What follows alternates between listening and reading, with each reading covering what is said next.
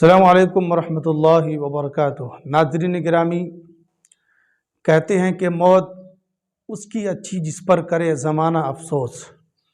یوں تو دنیا میں روزانہ سینکڑوں افراد آتے ہیں اور سینکڑوں چلے جاتے ہیں، لیکن جانے والوں میں سے کچھ ایسے خاص ہوتے ہیں کہ جن کے جانے کی وجہ سے زمانے کو افسوس ہوتا ہے، دنیا مغموم ہو جاتی ہے اور فضائیں ان کی موت پر آنسو بہاتی ہے۔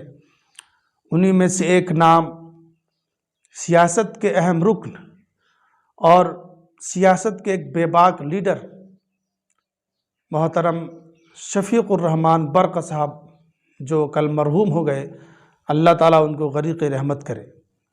ڈاکٹر شفیق الرحمان یو پی کے سنبھل ضلع سے Lok Sabha member of parliament تھے اور 5 مرتبہ وہ رکن اسمبلی رہ چکے تھے۔ ان کی خاص بات یہ تھی کہ وہ بڑے بے باک لیڈر تھے۔ ان کے اندر وطن کی فکر، قوم کے تئیں حمیت اور غیرت اور انسانوں کے دکھ و درد کا جو ان کو احساس تھا، وہ کم ہی لیڈروں میں دیکھنے کو ملتا ہے۔ وہ ہر جگہ قوموں کے حق میں آواز بلند کرتے تھے، مظلوموں کے حق میں آواز بلند کرتے تھے، پسماندوں کے حق میں آواز بلند کرتے تھے، اور جتنا ان سے ہو سکتا تھا انہوں نے کبھی بھی اپنے لیڈر ہونے کے حق میں ناانصافی نہیں کی، بلکہ لوگوں نے جس امید کے ساتھ ان کو چنا تھا اور اپنا لیڈر ان کو تسلیم کیا تھا، ان پر وہ پورے کھرے اترے۔ آج ان کے جانے سے ایک طبقہ